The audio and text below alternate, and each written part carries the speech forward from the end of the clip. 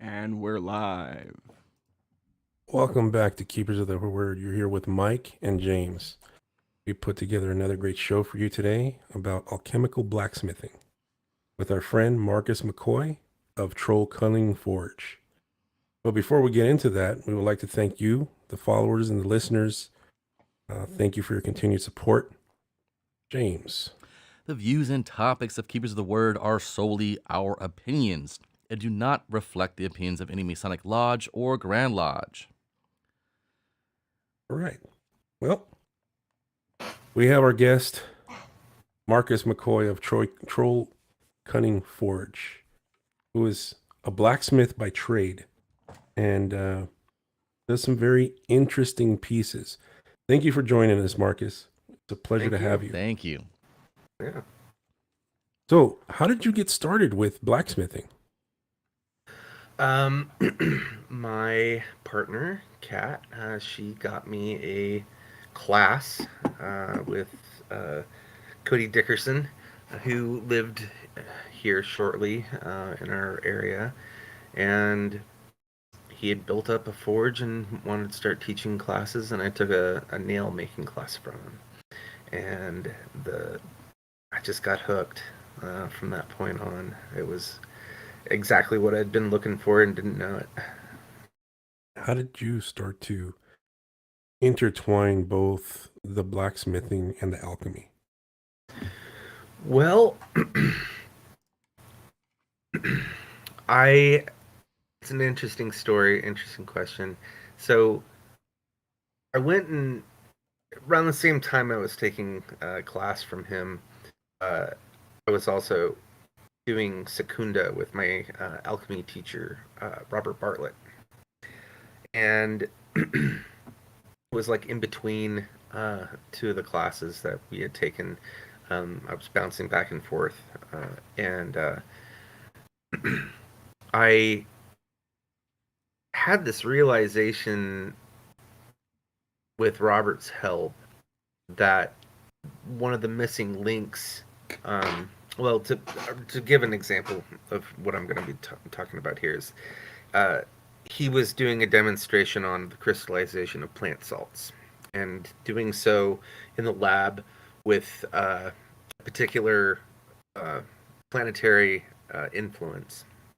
So, like the day and hour and things like that, and whatever astrological election he was working with was Jupiter, and it was a Jupiterian plant. And so he was demonstrating through a high concentrated solution of plant crystals how to crystallize them at that astrological time so that the astrological influences were then locked into the crystal structure of the plant crystals. And so it all just kind of hit me. I was just like, this is this thing that I'd been intrigued in with herbal quenches, and also with anytime, like reading about astrological talismanic magic, Paracelsus talking about the gladialis, and I can't remember the other word that he had for it, but these particular knives and swords that were done talismanically during planetary elections. He writes really briefly about it, and then of course the grimoires. Like, I mean, you look at all these grimoires and they all have instructions, and a lot of them are different. and these different black books, and they have different quenches, and they have different times that they're supposed to be quenched. And so that had always really intrigued me. I was like, well, we're getting the virtues of these plants, like in Animalia, and the astrological influences locked into making this sword or dagger or magical tool. And these are the things that are making it magical. The virtues of these things are being transferred over to the steel or metal, whatever they're using. And when Robert showed me this crystallization process and locking in the astrological times, it hit me. I was like, well, this is what they're doing with in the Solomonic books. Like they're making this during this time, this astrological time, or the Grimoire Virum, or all these different black books. They all have these instructions for making these magical tools, and you're supposed to quench it at this time, or it's to be made at this time. Well, to me, it's the quenching, because that's when, and I'm skipping ahead. So what I realized, and I asked him, I was like, is this is this what you're doing? Like when you're taking a metal, you're getting it into a receptive state, something that's fixed, and then the virtues of these different plants and astrological times become fixed once it cools and crystallizes. And he's like, that's exactly what they're doing. That's exactly what's happening alchemically. And it just hit me. And it was the only time, and there's nothing really written about that at all. You just have these examples. And from an alchemical and a hermetic standpoint, you have to know and practice lab alchemy in order to understand why they're doing it. The thought process and the philosophy behind it is not going to make any sense unless you're doing the laboratory work. There's a lot of people that just have the most bizarre ideas about alchemy from a philosophical standpoint, who have obviously never done any laboratory work. And likewise, you have all these occultists that are making their magical implements for ritual that may understand the philosophy behind these things, but they don't understand the laboratory alchemy base, or the applied alchemy would probably be a better way of looking at it, because I do this work in a forge, not in a lab. But when it all happened, it all clicked, and the thought process, which was and the practicing lab alchemy, became the obvious framework for what they were doing in making these magical objects. And I hadn't heard anyone ever talk about this or read about it or anything, and I sure as hell didn't find anyone that understood these things. And so I just started, digging deeper and looking at it and going like, okay, well, from an alchemical standpoint, I don't have to just go by what the grimoires are saying. I have free range of creative power, and also working with different folk magic traditions, just like Paracelsus did. Like his trident. That's something that came up recently in some of my studies. The trident. I can't remember the exact name he calls it, but I think you guys are probably familiar with. There's been a lot of fetishization of the Paracelsian trident in OTO circles and other ritual magic circles, and a lot of people have written about making it. And so I started looking into that recently, because I was like, oh, that could be a fun project to get into. And wow, there's a lot of misconceptions about what he was doing when he was making that. But what he was doing when he was making that trident is exactly the way I'm doing my work right now. Like the same line of thought, the same approach, And that was really exciting to see. I was like, oh man, you know, like I'm not full of shit. Like, you know, like this is exactly what he's doing. He took a thrown horseshoe, and he has an astrological election. So the thrown horseshoe is the basis for his trident, and then he has the things that he's quenching it in, and the times and stuff like that, astrological elections and such, and the magical thinking that goes into creating that trident become pretty obvious the more you've studied and the more you learn about folk magic traditions. What I learned is that most people didn't understand the way that it was translated or written in the original. I think Skinner reproduced um,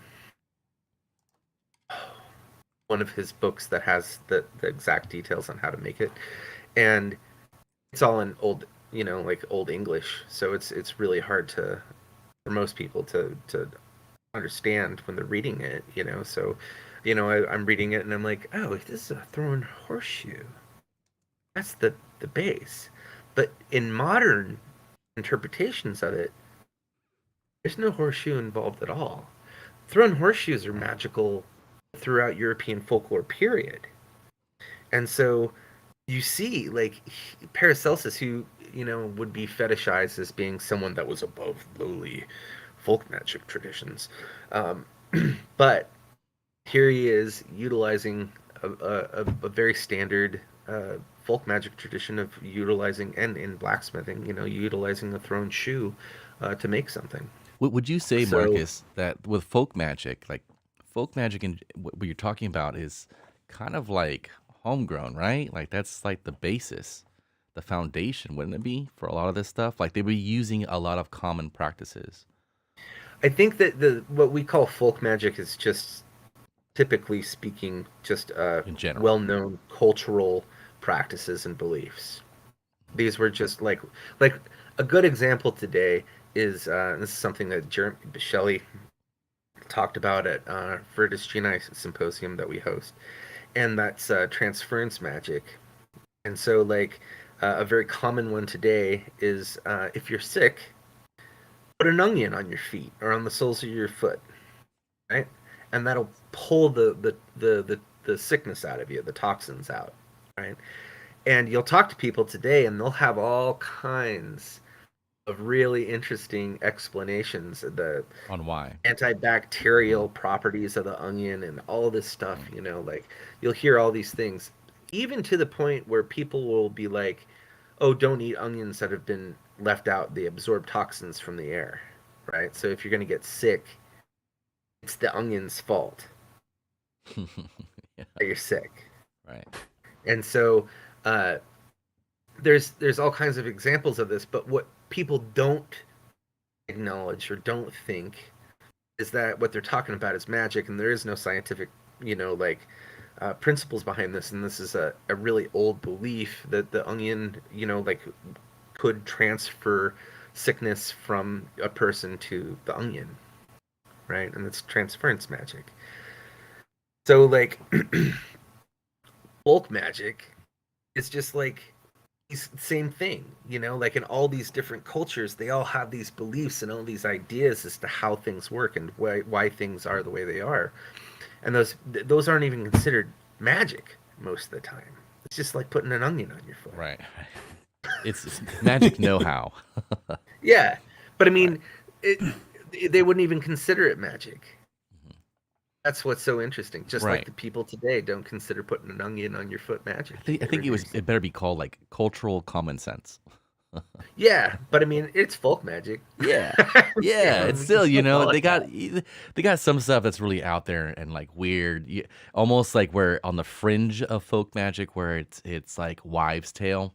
And then Mhm. almost hand in hand, from as weird as it might be or outrageous wives' tale, there's a lot of stuff that's like Well, I legit. mean, in Germany, we had all kinds of crazy stuff, like that it was just common sense to them within their beliefs, is that, you know, like, any executed ginger, the blood after he's been executed would cure your epilepsy. Wow. Or the noose that was used to kill him would cure your epilepsy. Or a piece of his clothing, especially if you got some of the blood on it and it was kept in your back pocket, that would cure your and treat your epilepsy. I mean, this was common, super, super common belief. And I've read report after report after report after report of these beliefs like that in my research. And it's kind of interesting. It is. All this stuff is interesting. I think that's why Yeah. we're all here, still doing stuff. I have a question, man. So I met you at Green Man at Griffith's Mhm. place. You know, you're doing a class there for blacksmithing, which I could not take on the weekend because I had to work, but I was taking my traditional witchcraft class. Oh, yeah. And we had met and we had talked about two-ball cane fire and stuff. I'm like, wow, this guy knows about two-ball cane fire. And then we had a conversation. And Flame. yeah, the flame, yes, the green flame. Yeah. And Green so I started following you and then following your stuff, and you got really cool stuff and, you know, all that great stuff. But then I'm like, wait a minute, man. One day I saw a picture of this thing on my Instagram.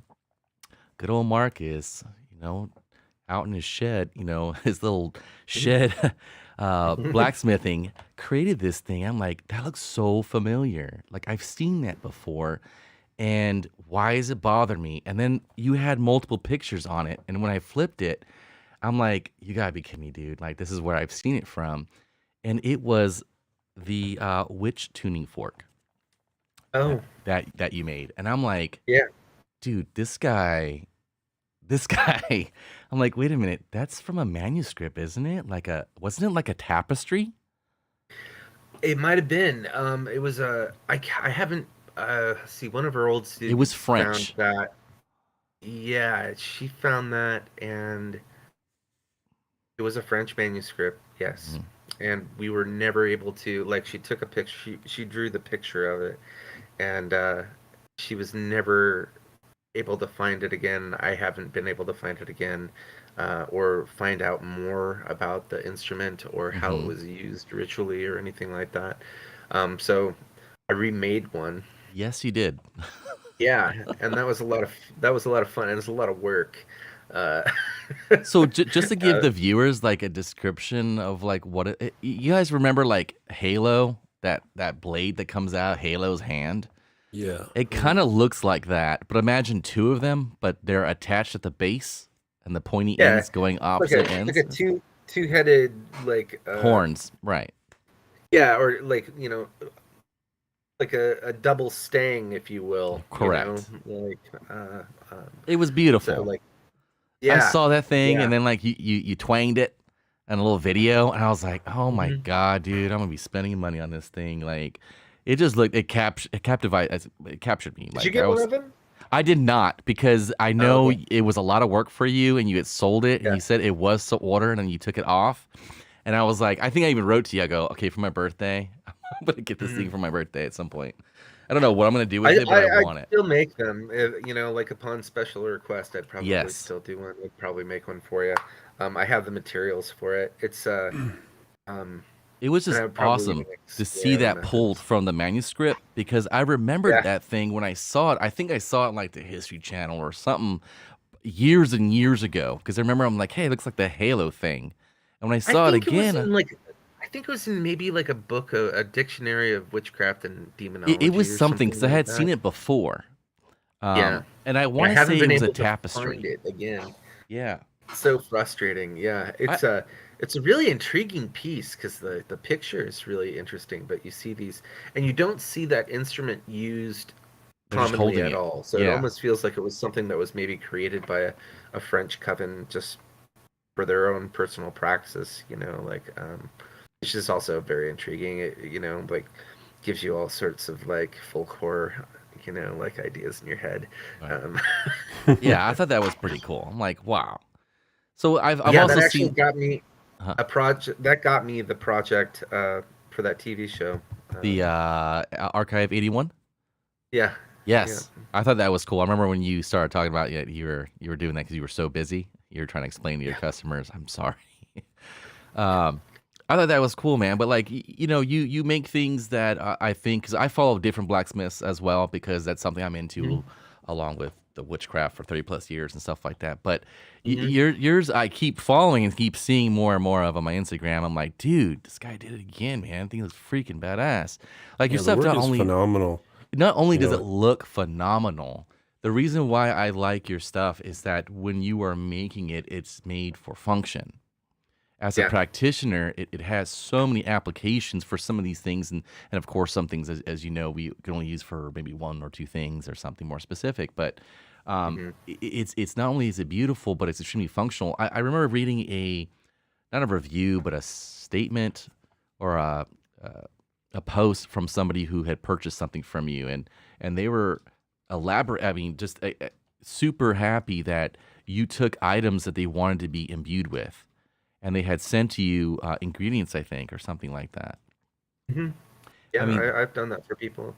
that's super Um, cool. with the custom orders when people wanted, like a particular herbal quench and stuff done. It's interesting. Uh, having like figured all that stuff out, it was interesting to like introduce that to the world, Mhm. and then watch a lot of people start to imitate it without any understanding of what they were doing. Um, I keep seeing it. It's become popular Mhm. for other blacksmiths and people to do, and it's kind of a bummer that they don't understand the philosophy behind what they're doing, but they're doing it Right, anyway. right, It almost cheapens it or lessens it or makes it feel right. that's gimmicky or that whole something. But fake woke I wanted culture, people to man. realize that Yeah, it wasn't gimmicky. it's like You know? IG witches, you know? Yeah, Yeah, right. You know, yeah. it's like, hey, you are gorgeous, but I don't think all the stuff that you piled up on this altar, which you would never use on one go, either way. And you know, the setup is wrong, but it looks beautiful, but it's not what's real. Yeah, It's not altars of tangible, Instagram. right? Yeah, that sort of Do thing. you Yeah. do you follow any specific mythos or, um, for instance, say the famous dwarf Ivaldi or Hephaestus? Mhm. Are those any of those two Any very interesting? Smithian people Yeah, or mythology or characters? Yeah, yeah, sure, of course. I mean, I think that all of them are real in their own sense, and I think that when they reach out to you, uh, it's good to listen, like, and to maybe determine whether or not you want to establish a relationship or not with some of these beings. Um, and then some that you try to, like you go out of your way to do that, and there's no response. There's nothing yet. Like, yeah. And so like there's some practices that I've learned from one of my teachers, Johannes Karsbeck, in Trolldom, on uh, having dwarves make your your magical yeah. tools, and the whole process of doing it and how it's done. And um, I've wanted to do that. Uh, I just haven't found the time to get out to that mine yet. It's a bit of a Right. trek, like you got to go to the mine, got to go to the place where the dwarves are, or But wherever. I'm gonna say that you're a Trekkie kind of guy, man. I see you. What? You're a Trekkie kind of guy. I saw you on Yeah. a trek that you went on. You went on that trail, that hike, right? The Which one? Appalachian. There's To the Tubal Cain. oh yeah, the The Tubal Tubal Cain Cain Trail. Trail. I mean, all that stuff Yeah. was phenomenal.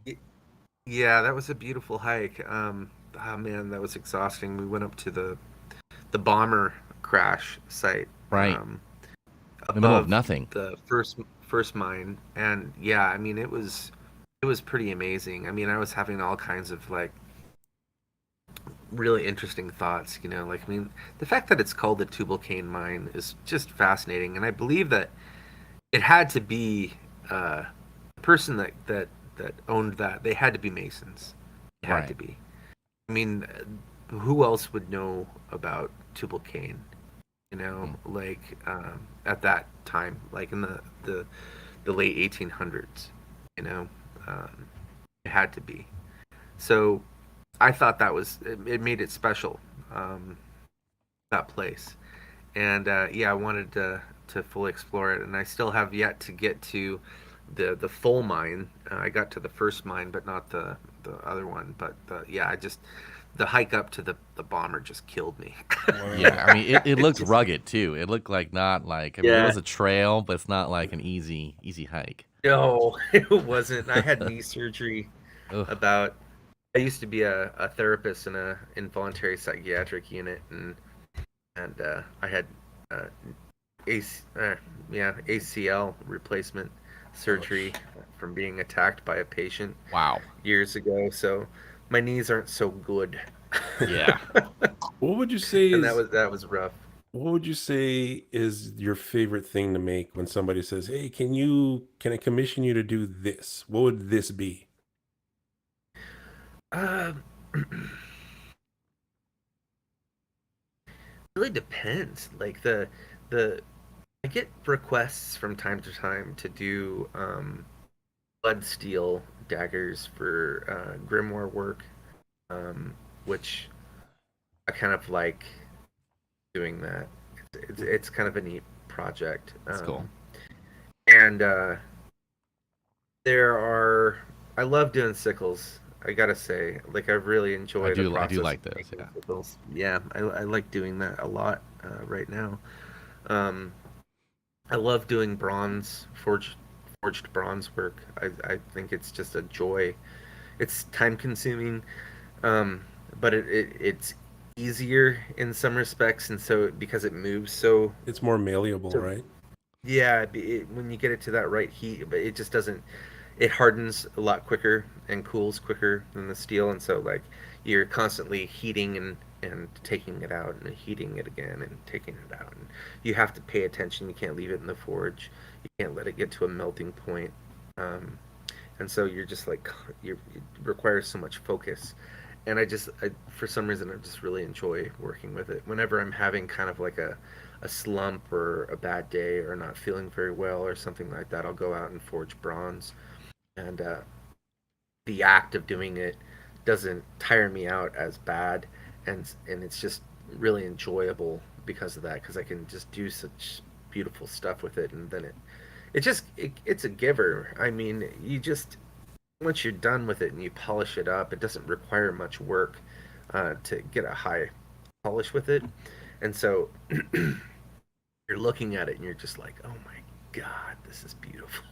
Hmm. Like it's just so nice, and it doesn't require as much labor as like high carbon steel and things like that. So it's really rewarding, like because you don't have to put as much into it, but what you get out of it is just so incredible. I love working with What's the bronze. thing you hate working on? Oh, Gotta be something where Look, like he's shit. there's a Where's that lot pausing. of again? He's pausing. He there's a has to lot of decide things. which one he wants to choose. Yeah, I mean, there's a lot of things that I For hate sure. making. Actually, yeah, and the cost usually reflects how much I hate making it. And if you talk to other people that do what I do, they'll tell you the same thing.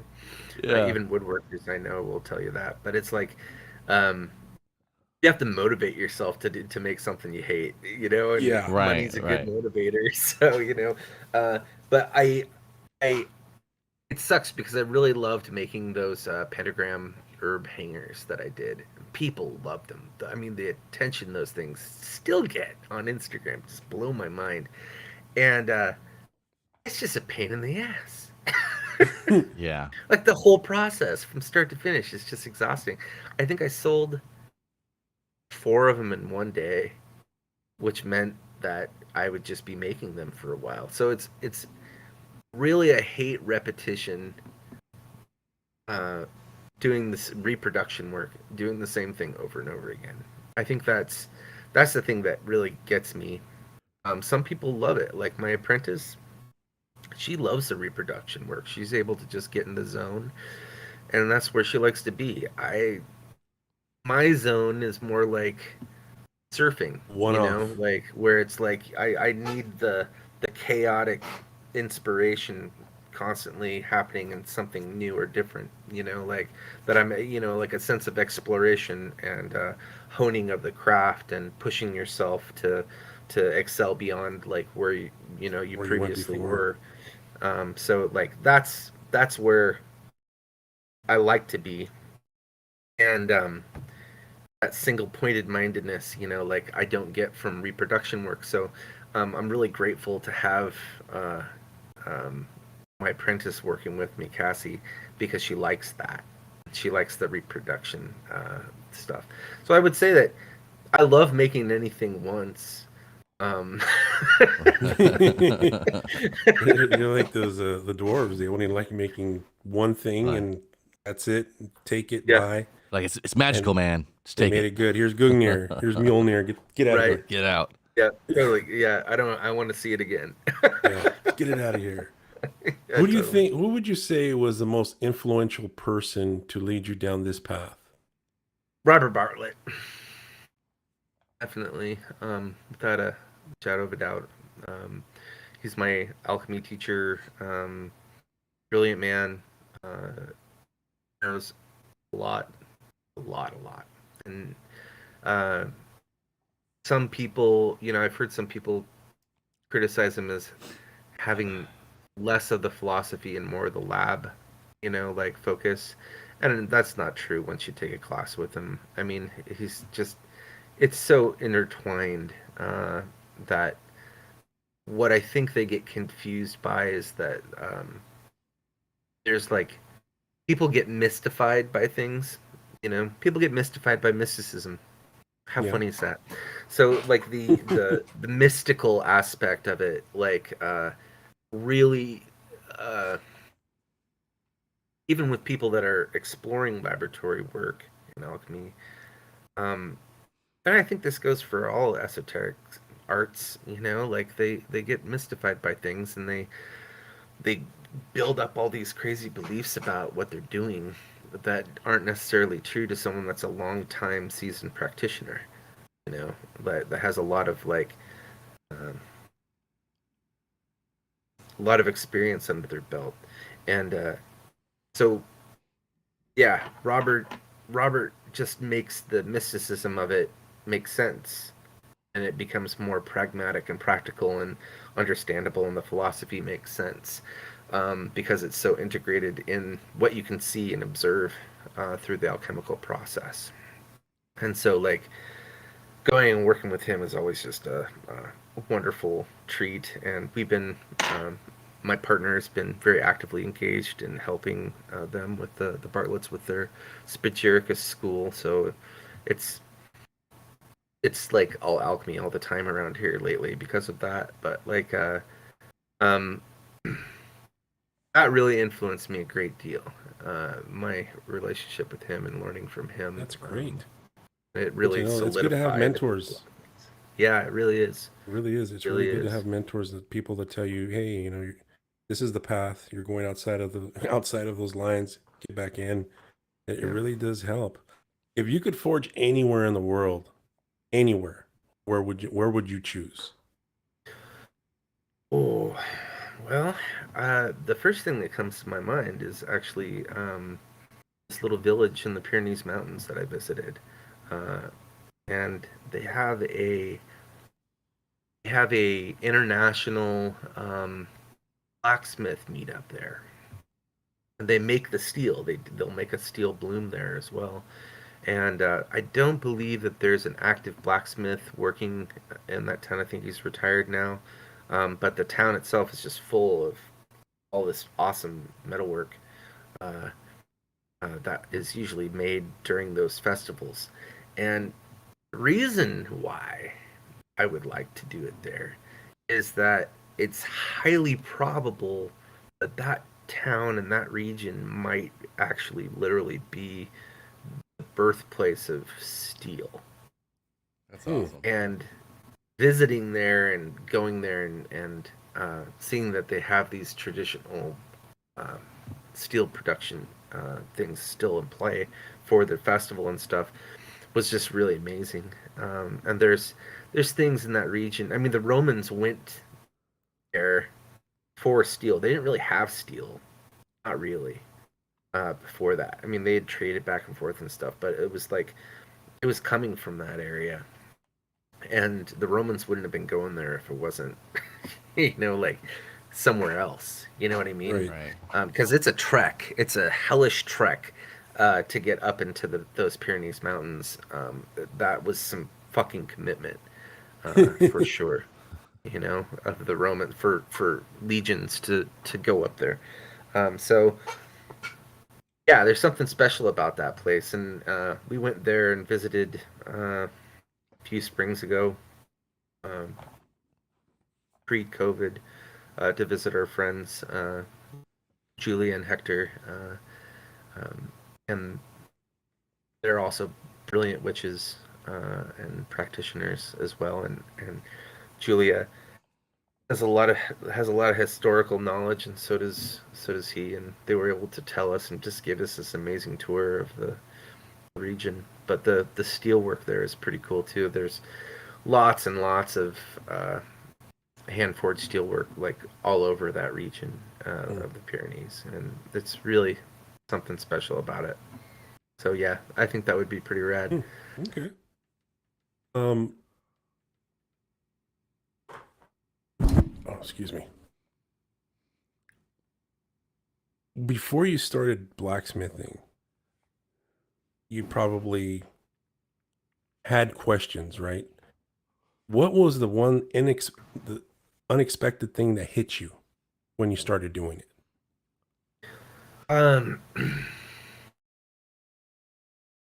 Well, the first thing that was really weird was that I kind of knew things. It was like a memory, and I wasn't expecting that. I mean, a lot of people don't find themselves put in the position of blacksmithing, unless they seek it out. And I wasn't really even seeking it out. But that was the thing that was also so interesting, is that my partner just surprised me with a class, and I was like, okay, well, yeah, that sounds great, cool. And I wasn't really seeking it out, and but everything was so familiar about it, It seeked you. and I think the thing that really got me too was that I'm kind of an adrenaline based clarity person. I don't know if that makes sense. Um, there's some people, like, when they're fight or flight or triggered, they'll run away or they'll fight, right? And so, in order to fight, it takes a lot of clarity, be present. And so, like, things that stimulate my adrenals, like, uh, get me really focused into like a single pointed, like mental state, very zen. And I found that with surfing, I found that with whitewater rafting, I found that in dealing with extraordinarily dangerous human beings that were psychotic and violent. I knew what to do. I was clear and centered, and that gave me a way to open up to inner and outer resources within myself and in the cosmos that I wouldn't normally have throughout my day to day. And so getting into that state while blacksmithing, because of the danger of it, um, it like it opened something up in me that I was familiar with, um, but that I hadn't accessed through the experience of making something. And so, like, making something and then being able to, like, sort of channel these larger forces through myself through that clarity, was a real big surprise, and it was really exciting.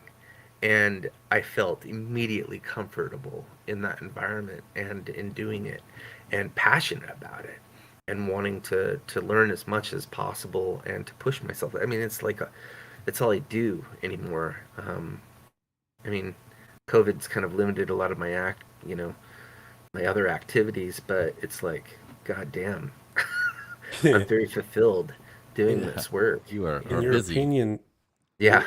what is the most important personal trait or strength someone would need in your industry to be successful at what you do?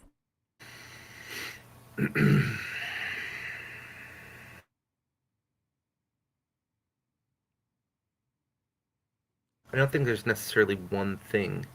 I think that a lot of guys have one thing. Um, and I've watched a lot of guys rise and fall in blacksmithing.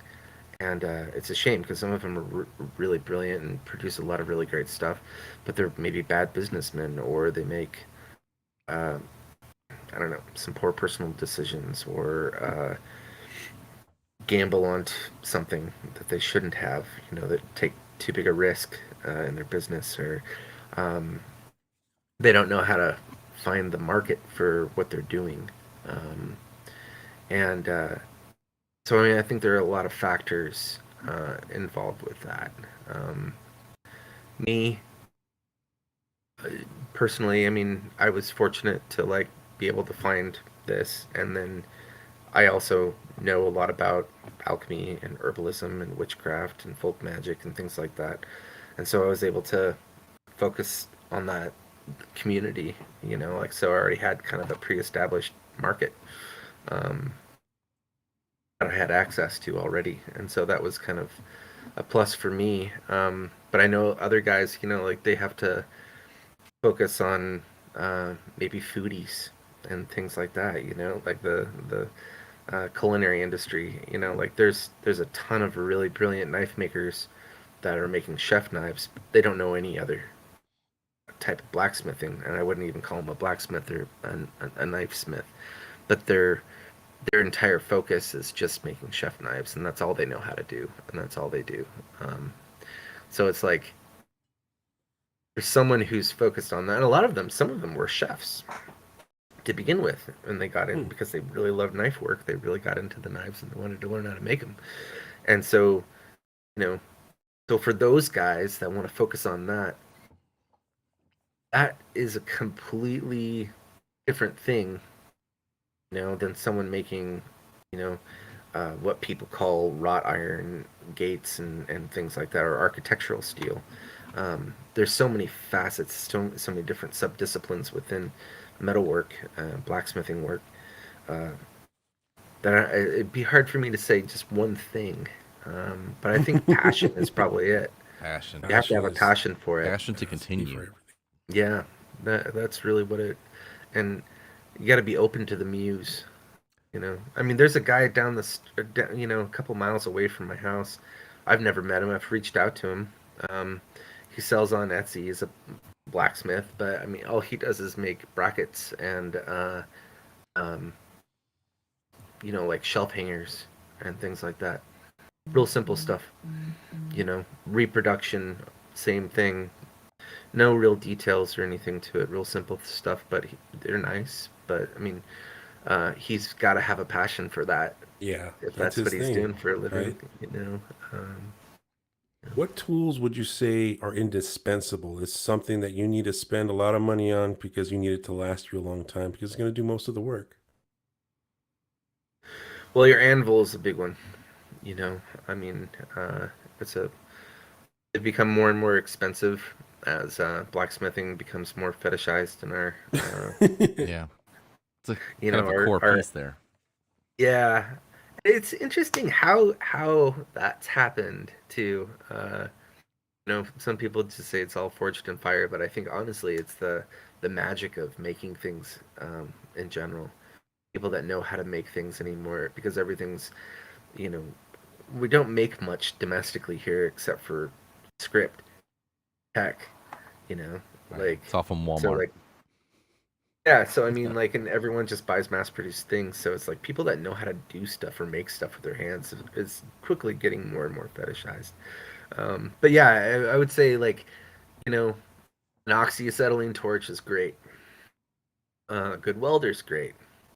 Um, but the anvil is really important, and I think having a good anvil is great. Mine's an antique, made in like I think late 1800s in Oakland, California. Whoa. which I thought was really interesting. And it's a, I have only met one guy that has one. Wow. This exact same one, and he's got the exact same gripe about it as I do. It's got a soft face, Yeah. but kept saying, I kept holding off on buying a new one until um, I moved into a bigger shop. But now I have a bigger shop, but I also just got tons of expenses, so I haven't been able to get one. But on the West Coast, anvils are even more expensive than the East Coast Yes. because there's fewer old ones lurking around here. They're Oh. doing blacksmithing way less. What's a price? Shoot a number out just for our viewers to kind of just a starter, your average price. Well, if you want to get like an old antique one, you're gonna pay for it. Yeah. It's like, I mean, I don't even remember what the price per pound that we're dealing with, but different brands are gonna have a different price as well. Like, but there are new anvils that are being made still to this day, and there's a company about an hour and a half north of me, up in Port Townsend, Washington, that makes some pretty decent ones. Problem is that anvils are, or I would say, like old antique ones, you can get, to answer your question, like 1,500 to like 2,500 Wow. for a good sized one that Mm. is pretty decent. That isn't just beat to shit, like with good edges still, and hasn't been refaced Pitted and or rebuilt. anything. Not that there's anything wrong with that, but a lot of times some of the repair jobs that people do can be botched, or it's not going to last, or something. So finding something that is old and was made well, and like is in good condition, is a bit rare. People abuse the living hell out of them. Yeah. And so like new ones, there's Holland Anvils. They're a new company. Um, their stuff is, I buy a lot of my, almost all of my swage blocks are made by them, and they make really good swage blocks. Uh, I've only had one problem with one, but it was probably my fault. But I'm just not even sure how it happened, but some chipping happened on one of the edges of a piece. But like for the most part, I mean, they're a great company and they make some pretty good stuff. I haven't used their anvils yet. I'd like to maybe go to. I think these guys oftentimes set up shop at have booths at like a knife conference or festival or whatever, and I'd like to try the rebound and actually feel the work of some of these anvils. I've There's a particular type of anvil that I like, that just has a uh, symmetrical cone that comes out the end, the horn of the anvil. Um, there's reasons why I want that, because it's even harder to get these giant mandrels, which are like these giant steels of cone, or like stone, these giant steel cones, basically. Yeah. And it allows you to do rings at different sizes and round things at different sizes, and they were last produced on the West Coast up in Canada, I think in BC, but they're still they're hard to get, and they're really expensive. And having a good sized anvil with a large horn that's perfectly symmetrical cone that comes out of it is rad. The other thing is that a lot of the anvils that you get around are farriers, because farrier anvils were made just for farriers, and so the shape of the anvil sort of reflects, because the anvil is a tool, and a lot of people don't realize that. They just think of it as a flat surface for you to hit things on, but the whole thing is used as a tool. Like every little piece of it has a purpose, and can be utilized as a tool. And watching someone that's very experienced utilizing, that knows how to use their anvil as a tool is really impressive, actually. And I really appreciate those guys that have learned some of those skills. But yeah, like a lot of the fair anvils and what they call like knife maker anvils, and what they're selling to knife makers as a knife maker's anvil these days, I don't like or have much use for, and they they don't always have the best rebound, and they're loud as hell. Well, everything's loud, pretty much. No, I mean my anvil's not very loud. No? No, I mean, and I'm sure this is really debatable, but like I think a good one isn't gonna be necessarily super loud. There's things you can do to deaden them and quiet them and stuff, and a lot of people have to focus on that with the modern anvils that they're getting, is that they're just fucking loud. They're like really loud, like really hurt your ears loud. Yeah, like, you gotta wear. almost want to wear like ear Yeah, protection. ear just doing it. protection. And then you have to do all this work to like deaden your anvil, so it's not going to be super loud for your neighbors or whatever. I mean, a lot of people that are hobbyists, they're not necessarily in an area where the Right. noise, like My neighbors would kill me. Really, yeah, totally. But I've seen guys with some pretty serious stuff that they've made themselves. There's a guy who has a YouTube channel who lives in, I think, Taiwan, and he's got a cabin near me, actually, which I was kind of shocked to find out. But he's got this really unique, like, kind of Japanese style anvil, and he just keeps so pristine. I just love it. I would love to have one just like his, actually. It's super nice. But it's like, this is kind of rectangular and just really interesting. But he does his work on the balcony of his apartment in Taiwan. He's got his whole shop out. That's Wow. dedication. That's dedication. That's Yeah, pissing no, off it's the rad. neighbors, man. Can you imagine the floor just the Like, imagine balcony you're living vibrating? next door to this guy. But he sets it up right. I mean, in Asia, a lot of blacksmiths are sitting, Mm. like while they work, and so everything's at it's a totally different sort of deal than Right. what you see, like in modern American blacksmithing and European. What style about stuff. injuries? Always wear your goggles. Always wear goggles. You know what? I have a personal experience with that, and that was doing electronic work. And this is back in the early 90s, like maybe 90, late early 90s. Electronic class. We're poor kids at a poor school with no goggles. And my was it the solder exploded.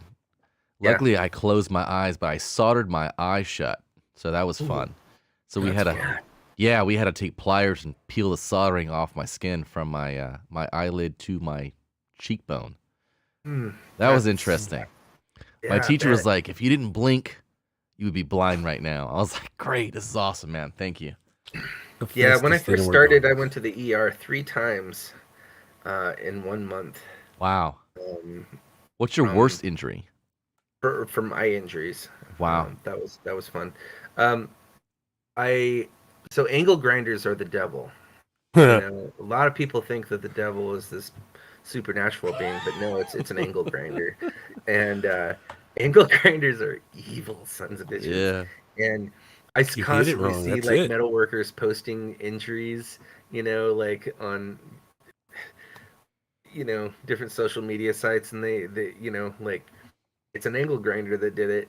And I always ask him just to be a smartass and a dick about it, because I like to focus on safety. And I'm like, so let me guess, you took the guard off of your angle grinder. They're like, oh yeah, I mean those things are pointless every time. I mean, These it's are called a pointless. guard. Right. OSHA doesn't know what they're talking about. right? No, I mean the This doesn't need to be manufacturer here. just throw those in. Did It's a Evaldi waste. wear eyeglasses? No. Right. Who cares? I'm an artist. Right. I mean, I see guys, man. I see guys using like these big, giant industrial like angle grinders that are just like huge. Like, I mean, so much torque, so much power in those things, and you're holding them, like it's just ridiculous. No guards on them, with big, huge cutting wheels, and they're just like, oh yeah, this is fine, like, and I'm like, okay, until it isn't. And that day that it isn't, oh, Yeah, it's not fine you're real not quick. gonna, yeah, you're gonna be fucked. And like, your hands are really important. I know a guy that just like, he was. I mean, you can't really do blacksmithing without him very Yeah. easily. But like, I know a guy, or knew a guy, who, yeah, I mean, he makes kitchen knives, and he had one of his knives on a machining block, and he was doing machining on it, and it wasn't attached down Oh, well enough, and just quicker than shit, just like cut all the tendons in his Yeah. his arm. Ooh. And I don't know if he's doing any work now, but it's definitely going to be limiting to him. that's a long recovery road. Like I grew up during like workshops and wood and metal, whatever, and we would have guys come in who like from was it student council, and they want stuff built, like in high school. And my teacher would be like, just tell us what you want. I'll have my A students here make it for you in 3 days, painted and everything done. And this guy wanted to build it himself. And he says, well, if you're coming to the shop, you have to sign the rules and the release, because it's dangerous. Yeah. And, this guy was very arrogant and was always just being rude to us. And we'd tell him, hey, man, you can't do that, or do it like this. It's a lot easier and cleaner cuts. And he wanted to do it on his own. And he was working on a table saw. And I saw him from across the thing and go, hey, man, you have your table saw all the way up. There's no reason for it to be all the way up. And it's like 4.5 inches above the wood that you're cutting. And I'm like, and I want to show you something, man. Remember on the first day, this is called the push stick. I'm like, Right. Look at the end of the push stick. I don't need a push stick. I Right. have a thumb. That's what he told us. And we're like, hey, and we told the teacher, like, hey, man, he doesn't want to use a push stick. He goes, hold on, I need something. And we're like, but we're trying to tell you he doesn't need the push stick. And he got out the guy's release papers, that he signed. He folded it and he put it in his shirt pocket. He goes, he signed it. And man, I'll tell you what, man, the next day he was working on that table saw and with no push stick, and it kicked. And his entire hand went through it. So from like down the middle, how you do the Spock sign, live long and prosper, it just, it literally became a Y. And the guy took off running, and Total recall. Total recall. Hey, that's exactly what it looked like. That's exactly what it looked like. And he put it back together and just took off running and screaming, but I'll never forget that. I'm like, I love push sticks. I mean, man, angle grinder injuries are so brutal. It's so brutal. Like I've been hit. But yeah, it bucked. I was using the angle grinder with the wire wheel cup, which everyone just hates wire wheels. I mean, they're evil. I've pulled wire wheel wires, just sticks on you, 1 inch long out of my torso, out of my stomach, like just couldn't believe it. Out here. And like, I was using it and it bucked. It just hit just wrong, and that's gonna happen. And it like hyperextended my thumb and my thumb back, which then made me lose control of it even more. And it went wildly, because it's turning so fast, and when you don't have control of it, it wants to move all over the place, and it went right into my stomach. Wow. Ouch. Twisted my shirt up, tore my shirt up, and then just gave me this crazy radial pattern. Yeah. Rash, burn, slash, cut, bruise. Yeah, everything. Yeah, just bleeding. Get the whole cake. Yeah, it was fun. And I still use wire wheel attachment on my angle grinder. I used it the other day and sent a bowl flying across the forge at probably 25 miles per hour, That's a metal bowl, huh? It's Captain America's shield going across your shop. It was a steel bowl. It was this bowl, actually. It was this one. And I had to a little Dipnon. Yeah, I had to hammer it. It bent the corner, and I had to hammer it back into place. I want to talk really quick since you brought the bowl. You had showed a Dipnon bowl or just a bowl in general, but very similar with multi-colors in it. And you were saying like how like stoked you were at working with this material. Um, that material that you worked with just looked like the gods hammered that thing out. I mean, just the material, you know, Yeah, not even yeah. the A lot craftsmanship, of just the material. finishing work is really an art form in its own right. Like whether it's the um, and you're just working with the surface.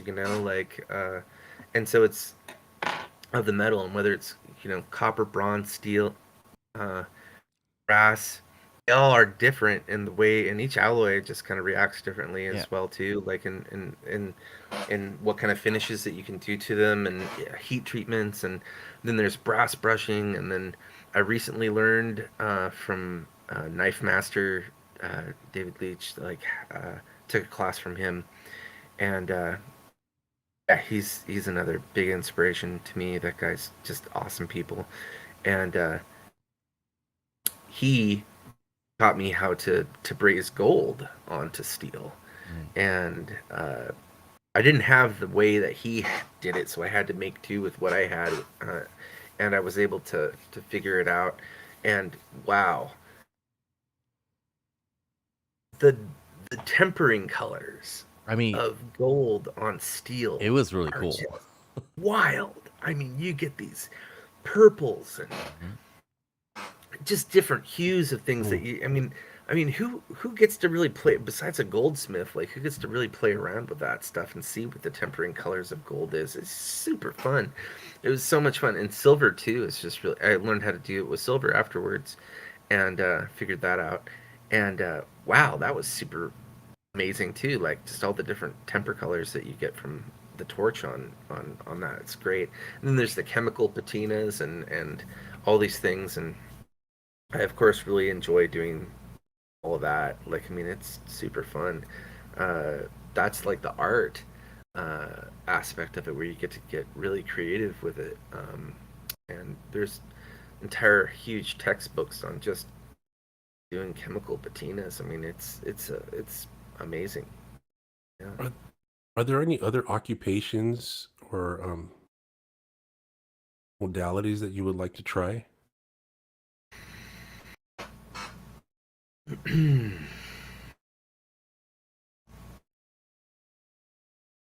Within the art or different from the art? Different from the art. Different from the art.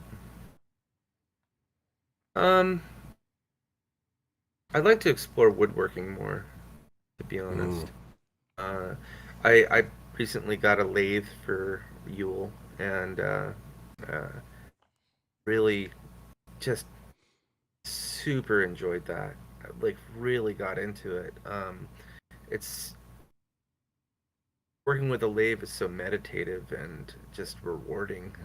The act of stock removal in general, I kind of love shaping things through removal of material, and it's a lot of fun. I really want to get into making bowls. I might just make a bunch of bowls. It's like you're Yeah. freeing the item in your head from Well, the block. you're exploring, you're discovering stuff with it, and What's you're in like, there?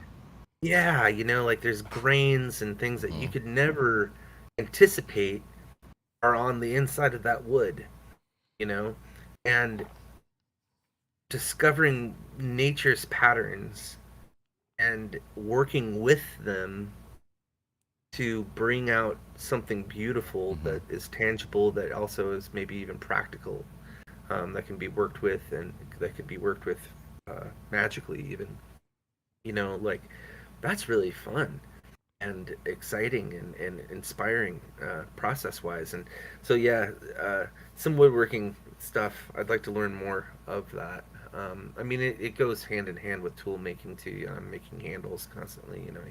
I did this today, and Yeah, That that's is amazing. beautiful. a U handle, and there's just really beautiful grain and knots and things like that It looks in like a the wood. karumbit in a way. I just I love it. I love discovering those patterns and shapes and things like that within the wood. It's so much fun, and there's so much art to preparing it, and so much skill and knowledge that goes into um, just preparing wood, which I've gotten into since I got the lathe too. I got a little bit of a wood addiction going on, I like where the I had smell to, of the wood. Like in all the, yeah, I always think about woodworking and it's like, okay, all the pain and suffering of putting your finger in the wrong spot or something, especially when you're working without any uh, metal instruments to hold it together when you're piecing together hmm like the puzzles and stuff.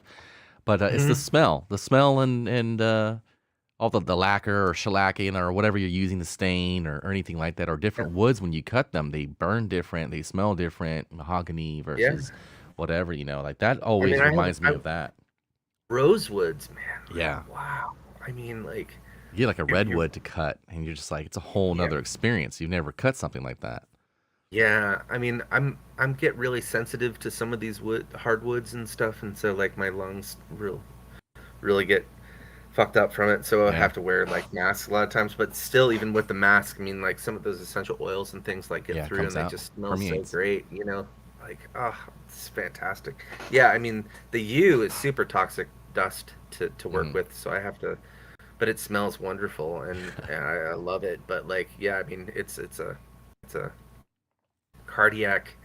It affects your heart, and you don't want to ingest that stuff. So what I'm hearing is you're Get in your getting body. new tools and you want to work with wood. So maybe you're going to start making some rings? Oh well, I might actually. All right. I'm gonna be getting a metal lathe in the near future. So rings will be definitely happening as soon as I get the metal lathe. Awesome. I think Uh, that's like the only thing you're really missing is like rings. I'm a ring guy. yeah, yeah, yeah. I mean, Yeah. I tried when I first started doing different techniques to like make rings without the tools. There's ways to do it, but it just became a real pain in my ass. Yeah. And so, It's a I, lot I of hear it work. getting it is. sized right. I was friends with a Yeah, and couple that was making wooden rings and Mhm. they look amazing, but to make them is tedious. Yeah, I could do a wooden ring probably fairly easy. Like I did my friend Adam Phipps, who's a jeweler and kind of like all around craftsman on so many levels. He just does. It always kind of blows my mind what that guy knows how to do. But he showed me. I didn't even know he knew how to use a wood lathe, and he just like comes over. He's like, "Oh, hey, you want to learn how to make a ring? It's like a ring on a. So you have like a, you know, let's see, piece of wood. Here's a beer stinger that I made. So you'll have a But piece of wood, and then you'll have a ring that just floats. It's like a floating ring, and it's a part of it. Hmm. So he showed me how to do that. And so rings aren't that hard to do uh, out of wood. But like I really want to learn how to do that with metal, and I'm in love with decorative finials, and oh yeah, I love I want to finials, mm, I especially want to for make lamps. really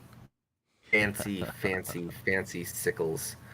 I really want to make yes. super fancy sickles. So I'm looking forward You to just getting sold that one that was metal pretty lathe. interesting. It had a bunch of crystals coming out of like the base of it, the Yeah, I've handle. got another one too that hasn't sold yet. I've got it right here actually. The thing looks like a morning star at the bottom of a sickle. There you go. Wow. There you go. Look at that Yeah, thing, dude. that is very special. That's a very special Yeah, piece. the steel on it, that was really fun project. For those You can see that are the listening, bands of nickel going through it, twisted yeah, Damascus. it's a Yeah. beautiful crescent It's a beautiful. If you sickle. guys want to check this stuff out, that what we're talking about, please check out Troll Cunning Forge on Instagram, Yeah, Etsy, wherever you can find him. I personally follow him on Instagram, and I let my eyes soak in all the beautiful work that he does, that he posts. And it's pretty damn cool. Check him or out. any of our listeners trying or wanting to get into the craft, or is there any books or areas that they should study first? Just practical blacksmithing. You're not going to learn too much from books. That is super helpful. There's some books that are good. They're kind of expensive. Uh, but and it's kind of interesting because the guy that does it takes really detailed pictures. I can't tell you his name at the moment; it escapes my mind. But it's interesting because he'll show stuff in, formed with the hammer and everything with clay. And that's a good way to practice, actually. If you want to learn, but you don't have a shop, but you want to learn the basics of it, of shaping steel. You can use like a small Harbor Freight anvil that is like $50 or something like that, like really cheap anvil. Mm-hmm. Super common, and then get yourself just a one of their 3 pound or 2.5 pound, I think it's maybe 3.5 pound engineer hammers, and you can just practice with clay, like sculpty clay, and just like practice your shapes and your forming of the steel. But I think and you can just do that in your apartment. It's not going to be very loud. Um, but I think a good source, Black Bear Forge on YouTube is great. That guy's great. He makes great videos, and I think that, and a lot of people that I know that do metal work professionally, they learn most of the stuff that they know how to do through YouTube videos. I mean, I mean, that's mostly where I've learned what I do from. I mean, the rest of it you have to refine and figure out on your own. You're pretty much teaching yourself, Hmm. but having someone give you an example and show you what to do on a instructional video is very helpful. And it's the only thing better than that is being there with someone and having them guide you through the process as you're doing it. Like it's really it's invaluable to have a one-on-one teacher. I believe, but I know a lot of people that are doing the majority of their learning through watching instructional videos or yeah, just trial and error, you know. Uh, but having a shop, I think that's the most important thing, and I think that's the thing that most people are lacking is a shop in order to work in.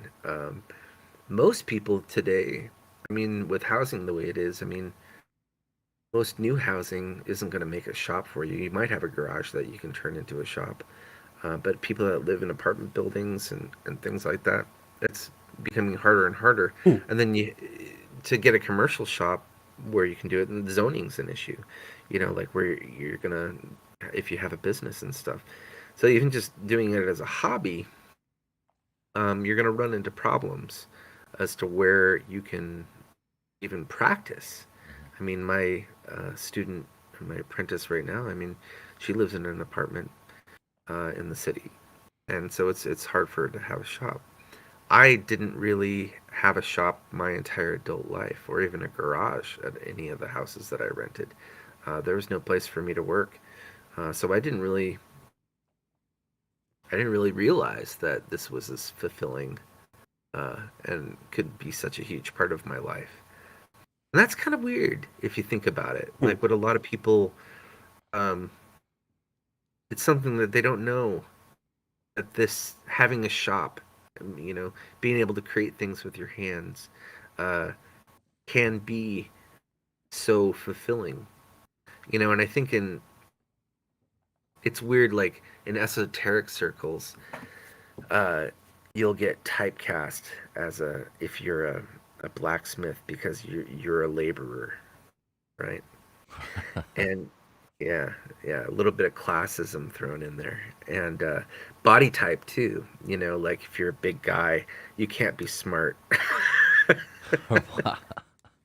you know, I mean, I've had that thrown at me. A lot of people like, one dude called. He said, "Oh, I just thought you were a meathead Wow. blacksmith." Yeah, and then he was like, "But you actually have smart things to say." about the occult. It really caught me off guard. I'm like, okay. Thank you When, very much. yeah, when we had our conversation at the Green Man, like I was cut off because you said two-ball cane fire, not because I thought you were anything. I was like, I never get to Right. hear anybody say that. And I was like, wait, what'd you just say? You just said two-ball cane fire? I'm like, who the hell is Yeah. this guy? And then Griffin's Yeah. like, the two people that I want to talk to each other just met each other. I'm gonna go walk Oh away. yeah. But yeah, so I think that like it's so interesting. I think there's so many people that aren't being exposed to um, the craft. And we're not talking about witchcraft, but any sort of crafting, Right. working with their hands. There's a certain mind-body synergy, like that happens through the integration of these things, like and through creativity to make things and work with your hands, and a lot of people are missing out on that. Unfortunately, in some urban areas, there's like maker spaces and stuff. I know San Francisco has the Cauldron, and then there's Equinox Studios up in Seattle and stuff, but you find that more in larger urban areas and the old industrial zones, warehouse areas, where there's still um, trades are still, thriving to a degree. Some of them um, for the wealthy, but like, yeah, I mean, there's some places for people to go still, so that they can practice this stuff and learn. Right on. So, where can people see your stuff? Is there a website? Do you have a website, or do you have an area where they can contact you and see, hey, this is my place. This is where my Yeah. stuff's at. My Instagram, Cunning Forge. That's where I display all my stuff. I have a Facebook business page as well for Cunning Forge, and then I've got an Etsy page. I don't have another website at the moment. I've considered it to just have a gallery, online gallery of some of my past works and stuff like that, because you don't really get that off of Etsy. Yeah. But the Instagram sort of has worked as that. But Instagram is not a very safe platform to host your business off of, I've discovered. No, there's a lot of thievery going on. There's a Yeah. lot of people who are going to imitate you, Mm-hmm. and again, this is where the branding comes in. When you've already established yourself and you already have a brand, you already have a method. All right, I busted an omen. Uh, uh, um, so that's worth money, man. Like there's a specific, there's things that I look for in crafts, right? I want quality. I want somebody who knows what the hell they're doing. And you said it yourself. There's other people out there who do the work, but you know they're not doing it right, or they haven't really studied certain things, so they're not very educated in certain areas. Mhm. So I think that's where you stand. That's the differentiator. You stand apart because you've done the work. You've done your homework. You've actually gone down these different paths, and you've trailblazed your own way. Where Yeah. the prices went up, motherfuckers. That's just Yeah. what it is. You know what I mean? Yeah. Yeah. I mean, I know some people that'll go and have somebody else do it for them because they don't want to pay my prices or something like that. It's definitely different though. You get what you pay for. Right, right, right, Exactly. Maybe something like That that. is very true. There's So, things that the customer may think that they understand about blacksmithing or about this work and doing it magically that, you know. I mean, a good example is like uh, I've got oil of diamond that was made by Robert Bartlett. And it's literally the oil of diamonds, the volatile of diamonds, which is the sulfur in alchemical terms. And that is uh, that's the soul of the diamond. That's And awesome. if you take a diamond and you put it in oil and you quench your, your algol dagger, right? You're gonna make an algol dagger. Well, the volatiles from Hellbore black hellebore, well, they'll just go right into the oil. That's fine, right? The diamond, if you were to throw a diamond into that oil, would it work?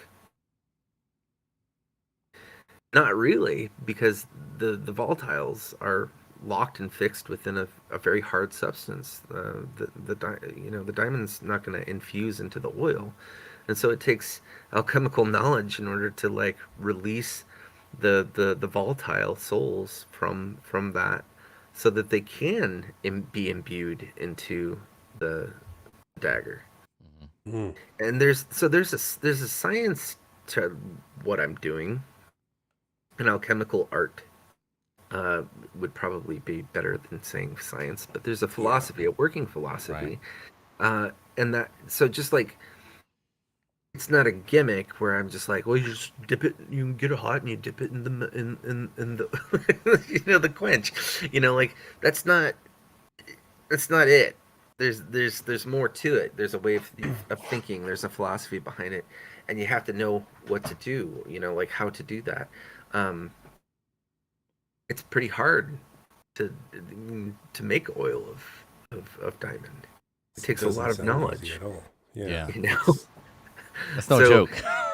Yeah. It's a little heavy there to go about doing that.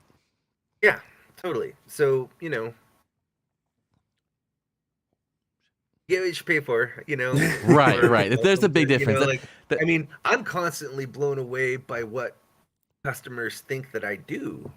I get blown away by the requests, like some of the requests, like some things like you can't do. Like I get it, It's like, come on, man, that's kind of cool. Like it sounds cool. Like I'm down to do it on the weekend. I don't have nothing to do, but in reality, you can't. And then some of these other ones are pretty cool, Like people have asked to imbue certain, something specific or something like that. It's just cool to see the ideas that are coming up that you can facilitate. You want to hear somebody. my favorite? What's been your favorite? Okay, so this wasn't me. It didn't happen to me, but it happened to a friend of mine. All right. And I'm not gonna say his name. I don't want to embarrass him. He'll know, but don't say his name. Yeah, he'll know if he's listening. But he was asked to by a customer. He also does esoteric blacksmithing, and he does it by singing Galder, like while he works. And so Galder, okay, yeah. Yeah, it's cool what he does, like I appreciate it, and from a magical standpoint especially, and he was asked to seed the steel. Customer said, "Wow, yeah." And I was like, "What does that mean?" I know what OTO is my head there, is huh? going some funny places. Like, what? He's like, has anyone ever asked you to do this? Have you ever heard of this happening? You should be like all the time, man, all the time. Just do it. Is this even a thing? And I'm like, what? What do they mean by that? Seed the steel? And he's like, they literally mean like put your semen on the hot steel. And I'm like, no, that's not a good idea, period. Yeah. From a magical standpoint, that's just, well, you're in it now. no, I just put my no, there's all kinds of magical reasons not to do that. Like, not to do that. Not at all. No, just don't do it. And so I'm telling him, don't do it, whatever. Like whatever they're asking you, like yeah, whatever they're offering you, pass. Financially, double it, triple it. They want your He's soul like, in the sword. He was like, no, I declined. I wasn't gonna do it anyway. Like I was like, wow. Oh, good. But that was the funniest one that I had heard. That was hilarious to me. So we hear about you making all these things and stories of crazy stuff that you've done. I saw on your Instagram, because you are on my Instagram all the time, popping up because you make a lot of stuff and you post a lot of stuff. Mm-hmm. That's something that's different, like you post a lot. So it's cool to kind of follow you and what you're making, what you're doing and stuff. But I saw on there that you had made, I believe it was a Dipnon for like one of the oldest running temples to Hecate.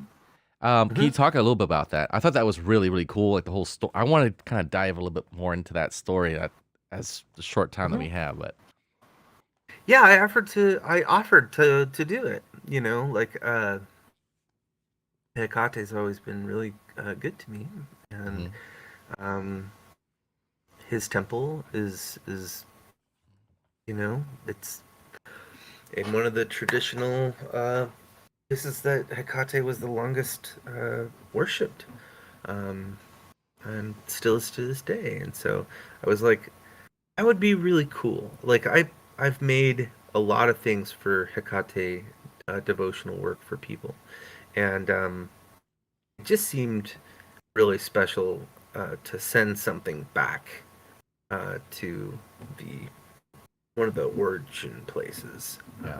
of that deity, and um, it just felt like the right thing to do, to like donate to their temple and to make sure that a piece of me and my work was there um, out of just appreciation for it.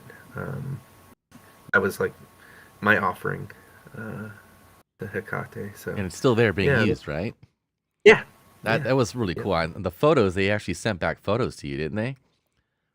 Yeah, they did. They posted it on their private forum and things, and that was cool. That was really Yeah. cool. That made me feel really good. And he, of course, was honored to have a piece of my work and to have it made and sent over here or from here to there. Yeah. And it was just a real special experience. Maybe if we get over there someday, Right. we'll get to go see it and stuff. But it's neat. I thought that was cool that, you have made. This is another question I want to ask. I'm going to jump to this. How many Mhm. magical items do you think that you have sold?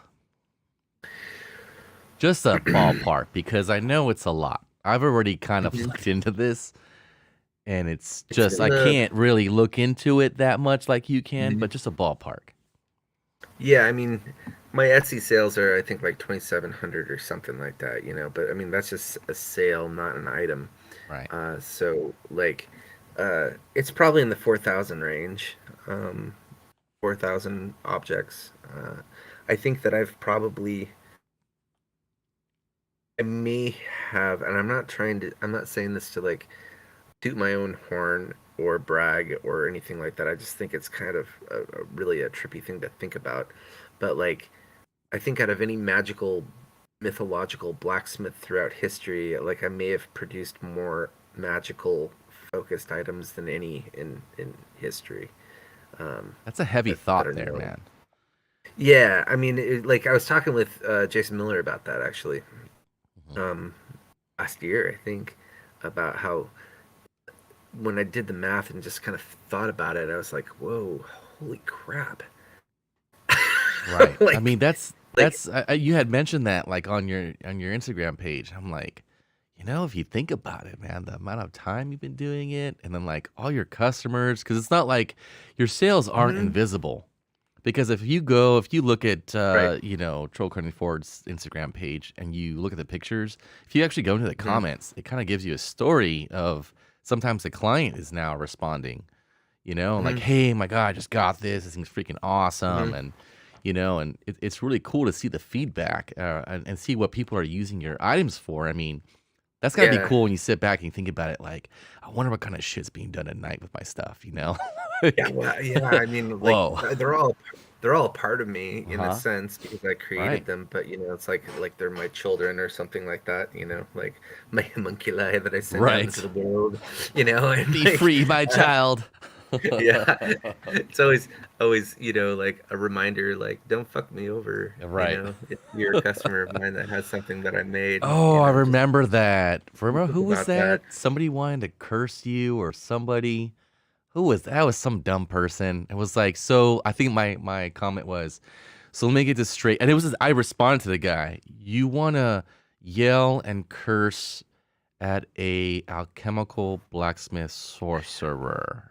Yeah. I think that might have been the guy that asked me to make him a copper katana. It was something weird. It was What? something stupid and like off the wall. And he was Yeah, just upset that you were like, no, that like he didn't realize you had the power to be like, nah, I'm good, man. I'm sorry. For whatever the yeah. reason. Either you're gonna kill yourself or maim people or I just don't want to do that. You have the right to say no. I get some weird ones every once in a while. There's some people that like are just very immature when it comes to the occult and have like really fantasy based ideas of things, and it's very dramatic.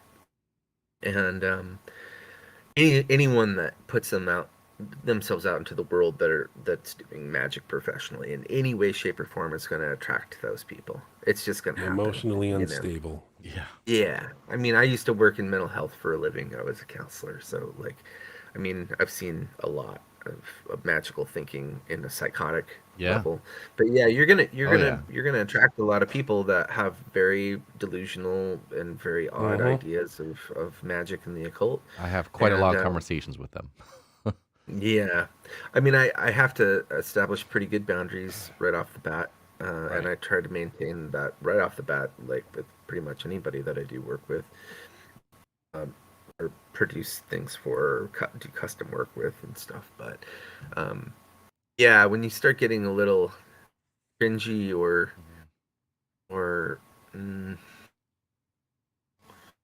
dramatic, or over dramatic. Over assuming, like I know this. I'll just kind of back off and sort of politely excuse myself from the table and not take on the thing. But sometimes people get kind of insulting, and I'm just gonna put it right back in your face. Right. I mean, right. We have Mike for that. That's what we use Mike for. Yeah. We're like, Mike, that guy right there. Go. Yeah. Sometimes Mike's gotten really good about it, because like when stuff happens, Mike will look at us first now, which is nice. It's like, you know what, Mike? Yes, Mike. Yes, you get this one. Go for it. Because a lot of times we're like, Mike, we understand the situation, but from a PR perspective, you probably shouldn't have responded like that. But I would have done the same thing, because it was a dumb question, man. Yeah. He has changed so much. In the beginning, it was real rough. It's like, Mike, you can't say those things. It was very rough. Yeah. Very rough. Yeah, I'm very keen on the whole. My Instagram and my social media stuff is my place of business in a virtual world. So I'll just kick you out. I'll just block people right off the bat. I don't have a problem with it. I'm not going to engage and participate in your idiocy. I'll just remove you from the situation. Yeah. I mean, you threaten to curse me or whatever. Good luck. Okay. All right. But so it's the guy who wanted the it's happened, katana. It's happened.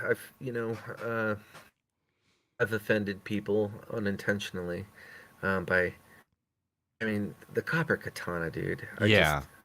It's just some stuff's kind of still just, it's so weeaboo, from the start, it's just like, why you were. I was mastering the sword. Yeah.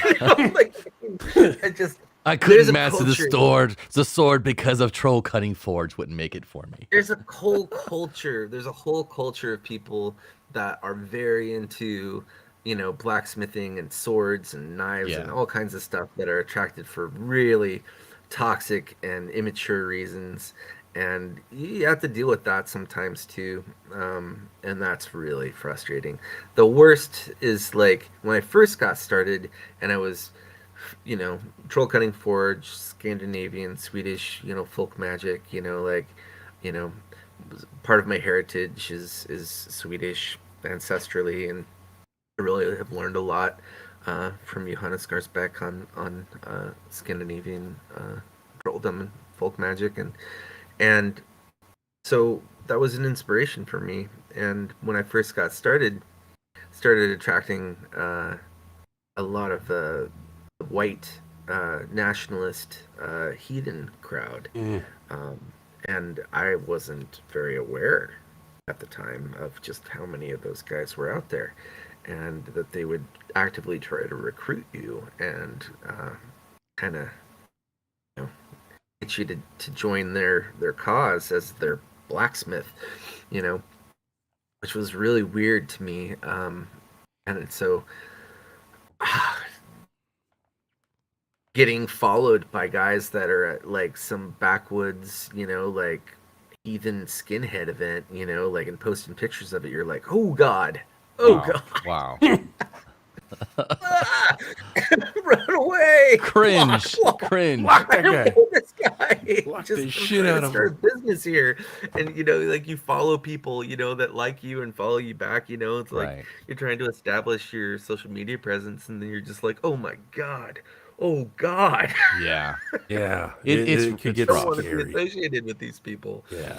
They seem Um, totally cool at first, and then it's just a slight turn, and you're like, whoa, Mm-hmm. yeah, whoa. That's what that yeah. block's for. Then they'll use little dog whistle terms and things like that. Yeah. Try to test to see if you're down. Um, I've had to learn what those things are just to keep my nose out of that crap. Yeah. So. Imagine that is a But I whole mean, other it's topic. like I said, like the blacksmithing attracts that stuff, Mm-hmm. and Scandinavian stuff attracts that crap, So Yeah. it's just, I mean, that's why I have it very clear on my Instagram page. It's like no politics, no racism. I'm not gonna. Yeah, it's Just not wanna worth it. Point that out right off the bat. I'm not with you clowns. Yeah. Right on, I'm not in support of that crap. So it's been over an hour and a half now. It's time to wrap it up. Is there anybody that you want to say hi to, or anybody you want to shout out to, Marcus? I want to say hi to any of my friends that are actually listening right now. I know everyone's super busy. My beautiful partner, Katamara, who's been working feverishly lately for my benefit and hers mostly. Like she's doing she does a lot of the work, almost all of the work to host the Veritas Genii Symposium, which is our herbal, esoteric herbalism event that we do, and that's coming up. So people should When's definitely that coming check up? that It's a out. pretty big event. It's a big event, and we Mhm. used to do it in person, and we've taken it online because of the COVID. So, though hopefully that can change in the future soon. It was at a sustainable forestry college, and so they had even their own rules about meetings and stuff like that federally that they had to adhere to. So definitely wasn't happening. But it's online now. I've taken it online, and it's happening in I think July. You can go to the British Genii Symposium Facebook page and Instagram and get all the dates and all the info. Okay, right on. All right. Well, thank you very much, Marcus Mcoy. We appreciate you for joining us and sharing your knowledge. This was super informative. Thank and I you. learned more today about blacksmithing and alchemy, which is great. Yeah. So, Always. with that being said, James, you got anything to close out with? Marcus, gotta- thank you. It's been a long Thanks for having time me. to have you on here. So it's really glad to have you on here. Really appreciate all your hard work that you do there. Thank you. Hit up Marcus. What do I have to say? As usual, please shop local. Find somebody to work with, whatever you guys are looking for. All you practitioners out there. That's all I got. Brian? Thank you, Marcus, for joining us. It was a great show, a lot of information. Thank you to all the fans as usual listening. We do this for you guys. Without you, there'd be no point in this. To all the brothers out there, whithersoever dispersed, and as usual, to each and every person out there trying to become a better version of yourself tomorrow than you are today. You're doing great. Keep it up. Right on. Renee, I want to say what's up to Renee from Sanctum Secretum. I want to say what's up to Eddie G from Pan America Lodge, and all the brothers at Whittier, South Pass, NoHo, and anywhere else, any other brothers around the world that listen and support us. Thank you very much. That's all I got to say. Thanks for tuning in. However you're watching this, comment below and let us know what your favorite part of the show was. For questions regarding the show, content ideas, booking inquiries, or just simply to say hello, visit the contact page at keepersoftheword.net.